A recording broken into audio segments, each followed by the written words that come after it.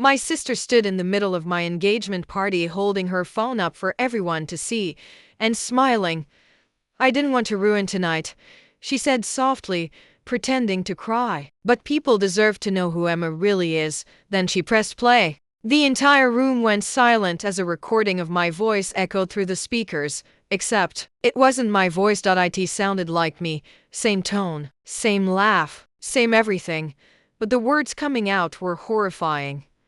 "I've only stayed with Daniel because he's rich. I can't wait until his father finally dies so we get the inheritance. I never even loved him." My fiancé looked physically sick. His mother covered her mouth. And my sister, she wrapped an arm around him like she was comforting him through my betrayal. That was the moment I realized this wasn't jealousy anymore. This was a calculated attempt to destroy my entire life. And the worst part, it almost worked, because by the end of that night, everyone hated me, but none of them knew what my sister had been secretly doing for almost 2 years. And when I finally uncovered the truth, it destroyed our entire family. Growing up, my sister Olivia always turned everything into a competition. If I got an A, she needed an A+. If I made a friend, she suddenly hated them. If someone complimented me, she'd find a way to insult me 10 minutes later. But she did it so subtly that nobody noticed. Especially our parents. "Olivia's just sensitive," my mom always said. "She looks up to you." No, she didn't look up to me.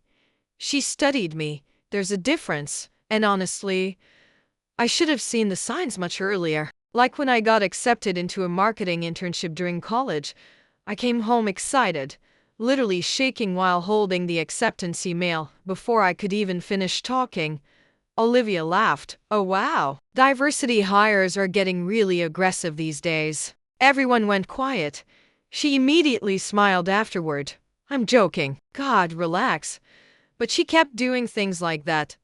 Little cuts. Tiny humiliations disguised as jokes. And somehow I always ended up looking dramatic if I reacted. That's how she operated. Quietly, patiently. Like she was slowly building something in the dark. I just didn't know what yet. Things got worse after I started my business. Nothing huge. I wasn't some millionaire influencer. I just started a small branding agency after years of freelance work. But within 2 years, it exploded. Suddenly I had clients I used to dream about.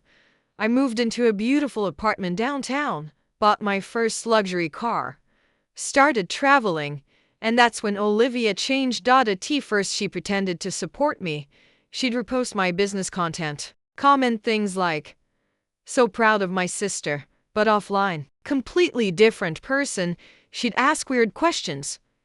"How much are you actually making? Do you think this success will last? Are your clients even real?" Then came the insults. "You've changed.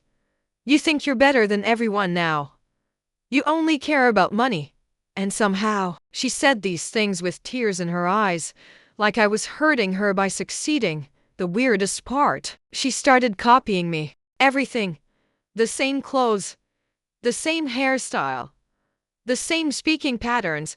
She even applied to jobs at companies my clients worked for. At first, I thought it was coincidence. Then one night I walked into my parents' kitchen and heard her talking to my mom. "She thinks she's special because she got lucky," Olivia whispered. "She's not smarter than me." I froze in the hallway. Then my mom said something that still hurts to remember. "You know your sister always needs attention. Just ignore it. Not you're enough. Not stop comparing yourself." No. They made me the problem. Again. And that's when something inside me started breaking. But I still had no idea how far Olivia was willing to go. I met Daniel 6 months later, and for the first time in years, life felt calm. He was kind, stable, successful without acting superior. The kind of man who listened carefully when you spoke, the kind who noticed tiny things, like how I stirred my coffee when I was anxious, or how I rubbed my thumb against my wrist when stressed. Being around him felt safe. And Olivia noticed immediately. At first she acted obsessed with him. Too obsessed. "Oh my God, Emma. He's perfect. You better not mess this up. He's way out of your league again. Jokes. Always jokes. But then she started texting him. Not secretly. Openly. Memes. TikToks. Random conversations. Daniel showed me everything because even he thought it was strange. She's very intense, he said carefully one night. I laughed it off. Big mistake. Because Olivia slowly inserted herself into every part of our relationship. Family dinners, weekend plans, birthday reservations, even vacations. And if I tried creating boundaries, she'd cry. I just miss my sister. Then my parents would guilt me. You're being cruel. So I stopped fighting it. Which is exactly what she wanted. The first major red flag happened during my birthday dinner. Daniel rented out the rooftop of this gorgeous restaurant downtown. Candles everywhere. Live music. It was honestly perfect. Until Olivia stood up during dessert holding a wine glass. I just want to say how inspiring Emma is, she announced. Everyone smiled. Then she laughed softly. It's amazing what confidence can do. Because growing up, Emma was always the insecure sister. The table went silent. My stomach dropped. Olivia kept smiling. But seriously, I'm proud of you for finally becoming someone people notice. I felt humiliated. Daniel immediately changed the subject. But the damage was done. And later that night, while removing my makeup in the bathroom, I overheard Olivia talking to one of Daniel's friends. She acts confident now, Olivia whispered. But she used to cry because boys ignored her. Then she laughed. I stood there staring at my reflection while my chest tightened. Because suddenly I understood something terrifying. She didn't want my success. She wanted me beneath her, always. And if she couldn't achieve that naturally, she'd force it. But I still wasn't prepared for what came next. 3 months later, Daniel proposed, and Olivia cried harder than I did. Literally. At first everyone thought it was emotional. But later that night she cornered me in the kitchen. You're moving really fast, she said quietly. I smiled awkwardly. We've been together 2 years. That's not long. Her expression changed. Almost cold. You really think someone like Daniel stays loyal forever? I remember staring at her. Why would you say that? She shrugged. Just trying to protect you. Then she walked away, and for some reason, I suddenly felt afraid. Not of Daniel. Of her. Wedding planning became a nightmare. Every single moment somehow became about Olivia. If I picked a venue, she criticized it. If I chose flowers, she rolled her eyes. Then came the dress incident. I found my dream wedding dress after months of searching. Simple, elegant, perfect. 2 weeks later, Olivia posted Instagram photos wearing an almost identical white gown during a brand photo shoot. The comments flooded instantly. OMG, future bride vibes. You look better than actual brides. And then Olivia pinned the post. I wish I were exaggerating. When I confronted her, she laughed.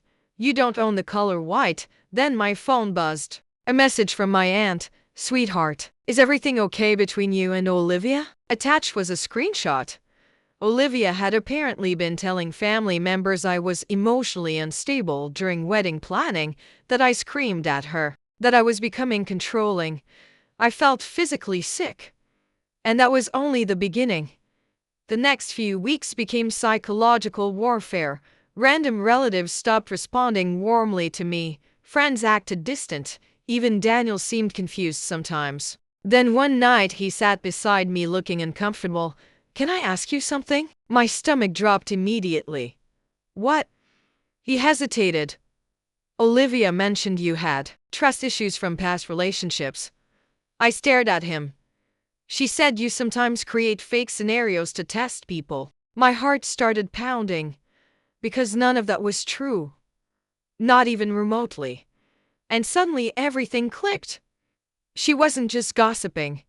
She was planting narratives. Slowly. Carefully. Like laying bricks. So by the time she finally destroyed me, people would already believe it. That realization terrified me. But what terrified me more, I still loved her. Some part of me still hoped this was insecurity. Not malice. I was wrong. 2 months before the wedding, Olivia offered to help organize our engagement party. Worst mistake of my life. She handled invitations, music, decor, even the slideshow presentation, and honestly, the party looked incredible. That's what made what happened next so horrifying. The room was glowing with warm lights, everyone was drinking champagne, Daniel had his arm around me. Laughter. Then the audio changed, and suddenly my voice filled the room. Cold, cruel, greedy. The fake recording played for nearly a minute. Long enough. Long enough for people to believe it'd be why the end. Daniel looked devastated. His mother stood up immediately. You disgusting little gold digger.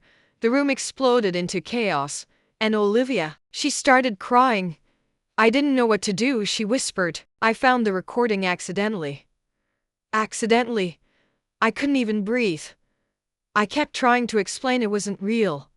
But nobody listened. Because the recording sounded perfect, terrifyingly perfect, then Daniel asked a question that shattered me. Emma, did you ever love me? That hurt more than anything. Not the humiliation. Not the accusations. That.